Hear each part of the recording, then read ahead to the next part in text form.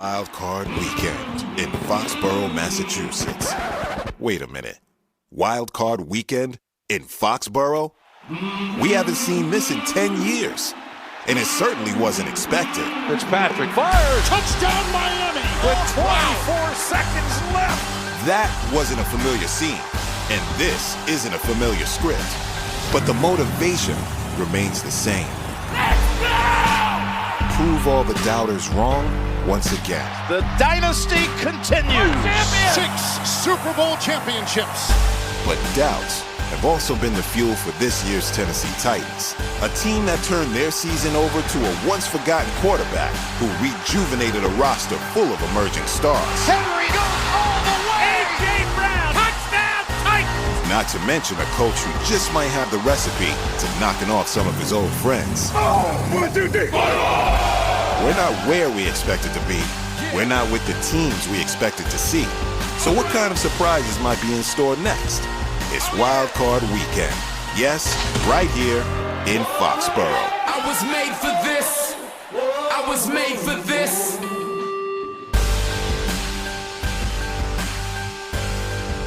Patriots take the field on Wild Card Weekend for the first time in 10 years. Getting set to take on the Tennessee Titans. And hello, friends. Jim Nance along with Tony Romo, Tracy Wilson, Jay Feely down on the sideline as well. Gene Steratore up here in the booth with us. The playoffs off to a thrilling start with Houston's overtime victory against Buffalo. And take a look at the brackets on the AFC side, if you will.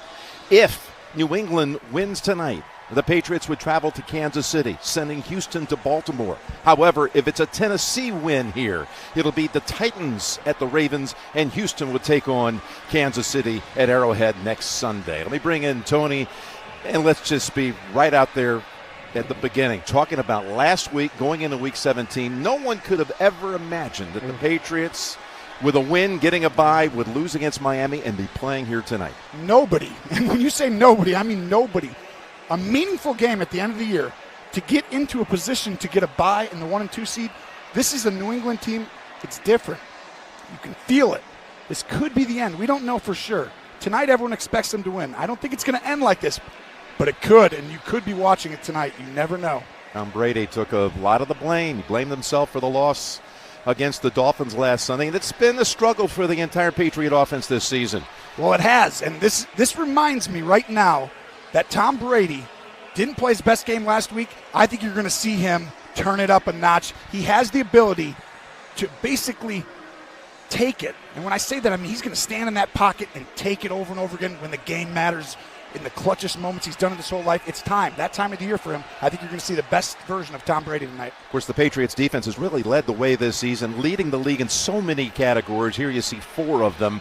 And they'll be looking for that kind of action tonight from them. This is going to be like the early 2000s. They need to win the Super Bowl. They have little margin for error on offense. This team right here, this defense, that's who has to carry them through if they're going to get to the Super Bowl. And Ryan Tannehill, what a story for him. Well, yeah. Bill Belichick's going against him tonight, Jim.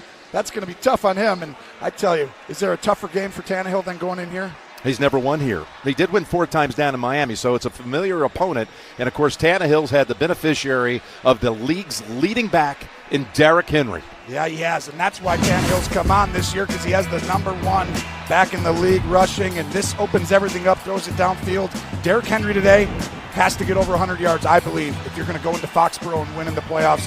They need to give him the ball, and he has to have one big run at some point in this game. So we're all set. Tennessee and New England as the playoffs continue on CBS in a moment. Now there's a look at the weather, 44 and fog. Shouldn't be too much of a factor here, although that looks pretty grim looking up into the upper deck.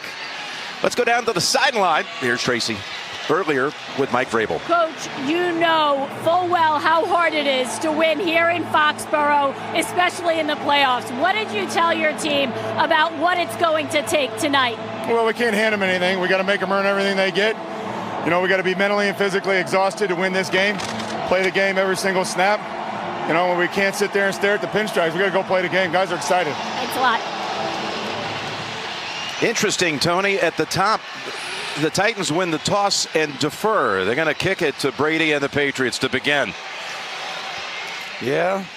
You know, and you said you're exactly right. They're giving it to Brady. That's not normal, right? No. Especially when you're at their place. But it's a little different Patriot team you saw this year. And did you hear what Vrabel said? You can't get caught looking at the pinstripes. And he's talking to his team saying, hey, you're going to the New York Yankees, the 20 Yankees, right? Lou Gehrig, Babe Ruth, that right there, that's where they're walking into. You got to go play a football game and beat a team who's got a great mystique and legacy. And Vrabel has them ready. And Vrabel was a part of that legacy with 3 Super Bowl rings in his days in New England. His first game as a head coach in the playoffs. And how fitting is it that it would be right back here at New England, where he was such a big part of things. Greg Joseph sends it down to Brandon Bolden, who watches it go over his head.